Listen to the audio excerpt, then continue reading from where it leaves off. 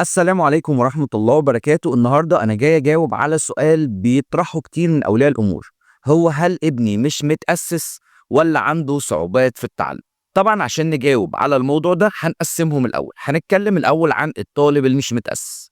الطالب اللي مش متأسس بتلاقيه دايما مش بيعرف يحل حاجة، ولكن لو بدأتي تتابعي معاه مع مدرس كويس وانت بتتابعي معاه بنفسك بتلاقي ان النتيجة مبهرة، وبتلاقي ان هو بدأ يفهم الحاجات اللي هو ما كانش فاهمها، وبدأ يمشي واحدة واحدة لحد ما يوصل للمستوى اللي فيه زمايله دلوقتي.